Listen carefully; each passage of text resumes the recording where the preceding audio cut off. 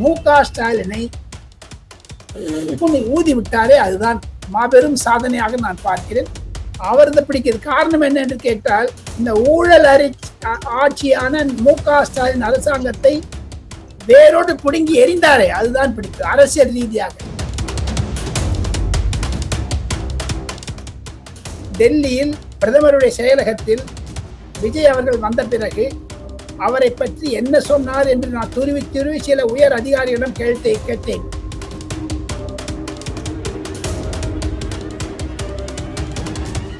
ஒரு இடையூறுகளை கொடுக்க வேண்டும் என்று திமுக நினைத்தாலும் அந்த இடையூறுகளிலிருந்து பிச்சு வெளில வந்தார் பாருங்க சங்கீதா விஷயத்தில்.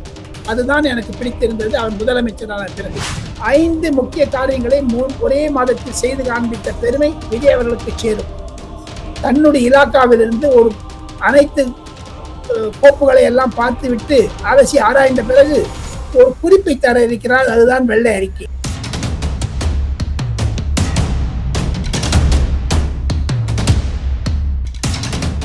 சித்திரை ஒன் மீடியா நேயர்களுக்கு வணக்கம். இன்னைக்கு நம்ம கூட மூத்த பத்திரிகையாளர் டெல்லி ராஜ்கோபாலன் அவர்கள் தான் இணைஞ்சிருக்காரு. வணக்கம் சார். வணக்கம். நல்லா இருக்கீங்களா? How are you? நல்லா இருக்கேன் சார். நீங்க எப்படி இருக்கீங்க? நல்லா இருக்கேன். முதலமைச்சர் விஜய் அவர்களுக்கு பிறந்தநாள் வாழ்த்துக்கள் கூறி அவரை பற்றி எனக்கு தெரிந்தது கேட்டது பலரிடம் பகிர்ந்து கொள்ள ஆசைப்படுகிறேன். பிரதமர் நரேந்திர மோடியை 2 முறை சந்தித்தார். டெல்லியில் பிரதமருடைய செயலகத்தில் விஜய் அவர்கள் வந்த பிறகு அவரை பற்றி என்ன சொன்னார் என்று நான் துருவி சில உயர் அதிகாரிகளிடம் கேட்டேன். சக்திகாந்த் தாஸ் என்று சொல்லக்கூடிய பிரதமர் நரேந்திர மோடியினுடைய முதன்மை செயலாளர். அவர் தமிழ்நாடு IAS ஆபீசர், ரிசர்வ் வங்கியினுடைய ஆளுநராக இருந்தவர். அவருக்கு தமிழ் நன்றாக பேச தெரியும். அவர் ஒரியாக்காரராக இருந்தாலும் அவர் என்னிடம் சொன்னது, பிரதமர் நரேந்திர மோடி அவர்கள் விஜயை பார்த்தவுடன் தன்னுடைய ஏழ்மையை பற்றி அவர் சொன்னதை, நான் பசியுடன் இருந்தேன் என்று விஜய் பதவியேற்பு பிரமாணத்தின் போது சொன்னதை நினைவு கூர்ந்தார் நரேந்திர மோடி.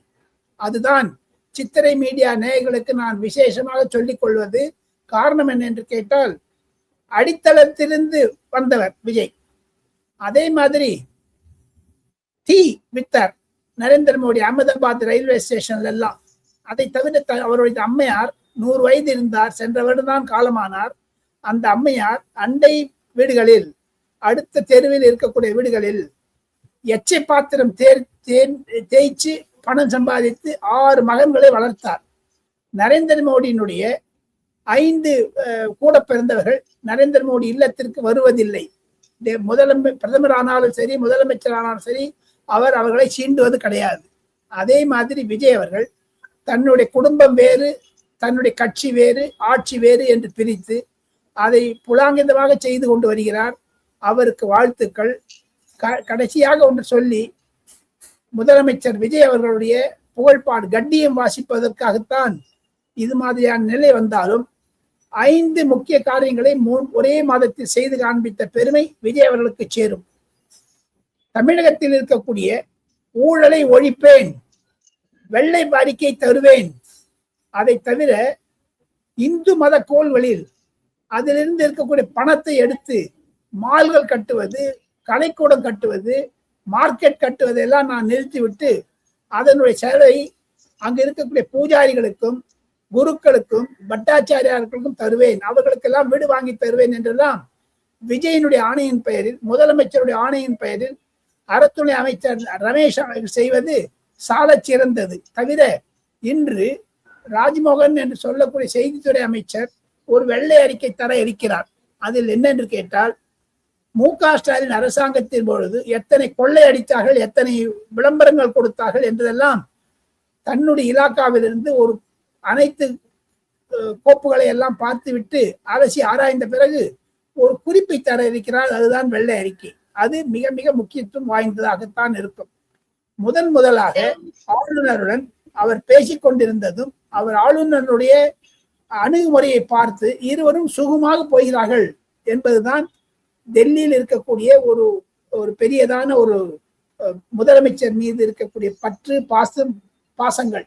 ஏற்கனவே அவர் சிபிஐ கரூர் விஷயத்துக்காக 3 முறை டெல்லிக்கு வந்தாலும் முதலமைச்சராக 2 வாரம் வந்து விட்டார். இதுதான் அவருக்கு இருக்கக்கூடிய ஒரு புகழாற்றல் என்று டெல்லியில் பேசுகிறார்கள் அபிநயா.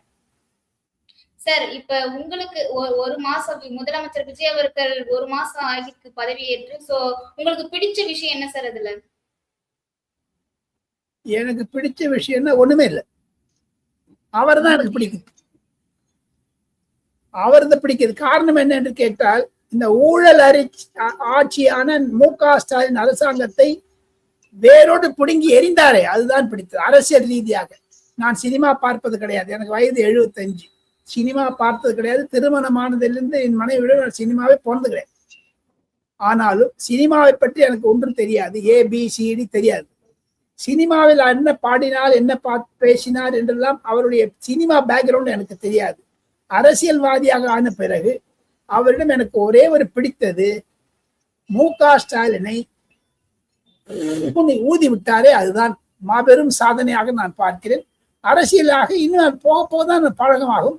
ஆங்கிலத்தில் சொல்வார்கள் பேபி ஸ்டெப் என்று. குழந்தை நடைபெறும் போது 4 முறை விழும், 4 முறை எழுந்துக்கும், சோத்தை பிடிச்சு நடக்கும். அதுக்கெல்லாம் நாங்க சின்ன வயது நடவண்டின்னு பேர் இருக்கு. இப்பதான் வாக்கர்ன்னு சொல்றாங்க. அதெல்லாம் அந்த மாதிரிலாம் ஸ்டேஜில் இருக்குது விஜயனுடைய அரசாங்கம்.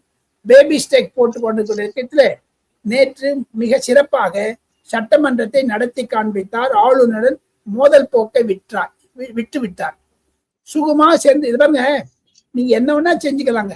சின்ன குழந்தைகிட்ட போய் திட்டினேன்னு அது உங்களுக்கு மறைக்கும். அது பெரியவனா அந்த திட்டுவாங்க, சண்டை வரும். எதுக்காக போடுற இடத்து சண்டை. அதை தவிர நீங்க கேட்ட மாதிரி எது உங்களுக்கு பிடிச்சிருந்து நீங்க பாருங்க. கரூர் சம்பவத்திற்கு பிறகு தனக்குத்தானே பதட்டப்படாமல், ஒரு ஆத்திரம் அடையாமல், பொதுமக்களிடையே ஒரு தன்னுடைய கருத்தை எல்லாம், அதாவது ரொம்ப டீப் பர்சன் நான் நினைக்கிறேங்க. அவரை எப்படி கேட்டீங்கன்னா குயிக் ரியாக்ஷன் கிடையாது. நான் தான் இருக்க டப்புன்னு கோவப்பட்டுருவேன். அவர் கோவம் வர மாதிரி தெரியல. அவருடைய எண்ணங்களை எல்லாம் பார்த்தால்.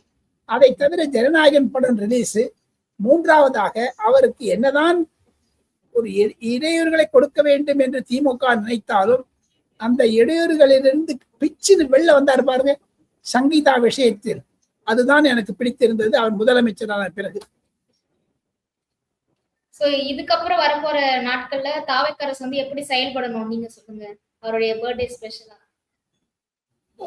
அவருக்கு இருக்கக்கூடிய இன்னைக்கு பாருங்க, முஸ்லீம் லீக் சப்போர்ட் கொடுக்க ஆரம்பிச்சிட்டாங்க. நாளை மறுநாள் 27ஆம் தேதி நடக்கக்கூடிய மறுமலர்ச்சி திராவிட முன்னேற்ற கழகத்தினுடைய செயற்குழுவில் தமிழ் வெற்றி கழகத்துக்கு ஆதரவு தரேன்னு சொல்லியிருக்காங்க. இன்னைக்கு நிறைய பேர் போய் சேர்ந்திருக்காங்க. இதெல்லாம் வச்சு பாத்தீங்கன்னா கட்சி வளருது. இன்று அந்த புசி ஆனந்த் பொதுச் செயலாளர் சொல்லியிருக்காரு, எங்களுக்கு இருக்கக்கூடிய சில அந்த அமைப்புகளில் எல்லாம் அனைவரையும் நாங்கள் பொறுப்புகள் கொடுப்போம், வெயிட் பண்ணுங்க. இது சின்ன கட்சி தானே, இப்பதானே ஆரம்பிச்சிருக்கு. அதனால வெயிட் அண்ட் வாட்ச் தான் நான் நினைக்கிறேன். இப்போ விஜய் அவர்கள் டெல்லியிலிருந்து சென்னை திரும்பிய பிறகு மீண்டும் டெல்லிக்கு வருவதாக நான் கேள்விப்படுகிறேன். அங்கு வைகோ அவர்கள் எழுதியிருக்க ஒரு புத்தகத்தை ரிலீஸ் பண்ண போறாரு. அந்த புத்தகம் துணை ஜனாதிபதி CP ராதாகிருஷ்ணனால் வெளியிட இருக்கிறது. அதில் என்ன பேசப் போகிறார் என்பதையெல்லாம் ஆர்வமாக டெல்லி எதிர்பார்த்து கொண்டிருக்கிறது.